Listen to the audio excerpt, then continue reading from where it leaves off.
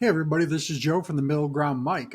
Just wanted to talk a couple things. We've talked about RFK Jr. before, our HHS secretary, and some of the things he wants to do with our food supply to make sure we get healthier, or to at least attempt to. They announced today that by the end of 2026, they want to have 8 different petroleum-based synthetic dyes banned from the U.S. food supply. There's conflicting studies out there, but with our higher rates of autism and the Western world, and we seem to be more focused on artificial things here. I'm not a scientist, nor claim to be, but RFK is not wrong when he says when you look at the countries that don't have these issues as much as we do, a lot of things that they do differently are dyes. They don't have as much dyes, much preservatives necessarily. When I say preservatives, I'm talking like chemicals, right? A lot of those things aren't in their food compared to that they are here. You know, it's just it's a shame that we even have to have this discussion. But whether you think RFK is a little crazy or he's the greatest thing since sliced bread, right? At least we got somebody in there attempting to do something right with us. I'm somebody who's battled with weight loss my whole life. I don't blame anybody for that but myself. But a lot of the things that they put in our food are known things to make your brain like want more of it. So it's designed to get you to eat more of it. It's designed this way, right? Just like when you buy a car, it's designed to get you to want to buy it. Design when they come out new and get you want to buy another one, right? So that's what that's part of what it is. Food's no different. Um, so I think it's great that they're going to remove some of these petroleum based dyes from the food supply. Um, it's not saying that petroleum is necessarily bad because there's a lot of products that we use for our health that are petroleum based, but cutting them out a little bit is good. And they just banned red dye number 3, which is crazy to me that red dye number 3 was just not banned from our food when it was banned from cosmetics, I believe, in 1990-ish, right in there. So because your skin, things like that. So you tell me it was okay for them, but for the last 34 years, it was okay for me to eat. Come on, let's be serious here, people. uh, you know, that's just a couple of the things that he wants to do. Looking for the quote that I had from him here. Do do do do do. Obviously he said, it's a 2-year timeline, so the end of 2026. From a lot of it's going to be from candy to breakfast cereal, medication. The synthetic food dyes are what are getting phased out. Um, and even here in this article, it says that the dyes are not full, the health effects of the dyes are not fully understood. We've been using these dyes for so long and we don't even know how they affect us. That's a problem. It's a big problem. It is a big problem. That's something that they're having us eat to make it more sellable for fillers, whichever, but they're selling it to us and we don't even know how it affects us. That's just crazy to me. Uh, you know, all the it does say all the dyes have the potential to spark allergic reactions for a small minority of people or kids. Several dyes have been linked to hyperactivity and behavioral problems in children or have been shown to cause cancer in mice or rats, but none have been shown to cause cancer in humans.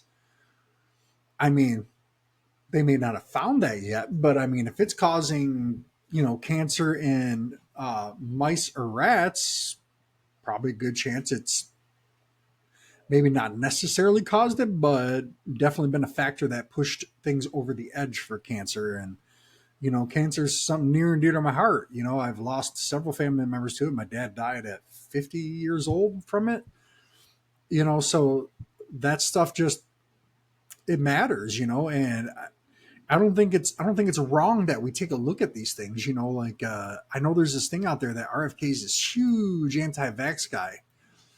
Uh, you know, I know there's some vaccines he maybe thinks we can take out of being mandatory, but he doesn't think we should necessarily ban them. It should be something that's up to the parent. But he also says we need to spread the vaccine schedule out for little kids just a little bit more.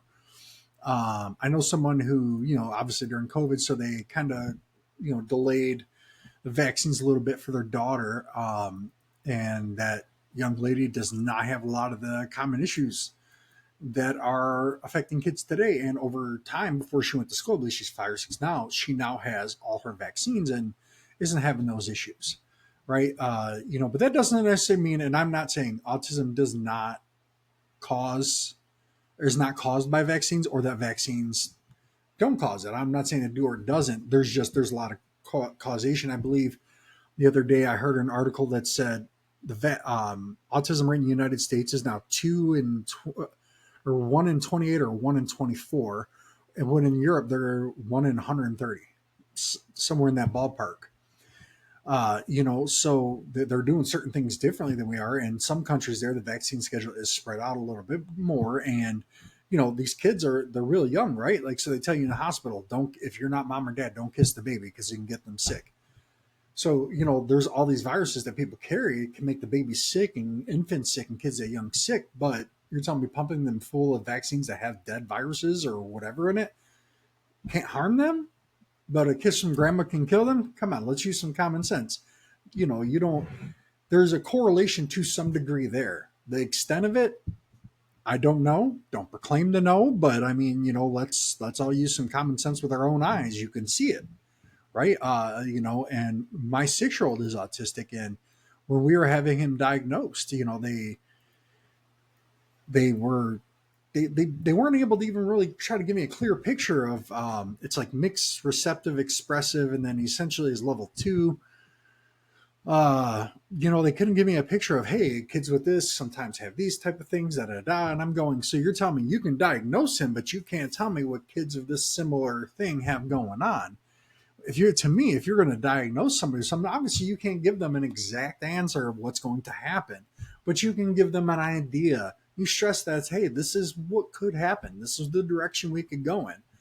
Well, my son still has, a little bit of issues talking and stuff in the potty training, but he's doing very well. He's in regular education. He does need a parent to help him sometimes. The potty training is still something we're working on. He's kind of aware of what's going on. Uh, you know, his speech is getting there. I had speech delay, so did my brothers, but uh, he speaks a lot of phrases. But like today, he was telling me something, but he actually tried to describe it in a full sentence, which is something that he doesn't do very often. So to me, it was a very, very big deal for him. And this all kind of goes back to the food dyes, right? So the food dyes can cause things. I mean, it's that doesn't mean to me that anybody in particular anywhere had like this this big, we want to make people sick, or ooh ha ha ha, this evil laugh. No, I think at first it was probably like a thing like, hey, we can help maintain cost, we can make it more appealable to people, we can sell food, put keep affordable food in people's houses. But at the same time, are we trading certain affordable foods in home for our health?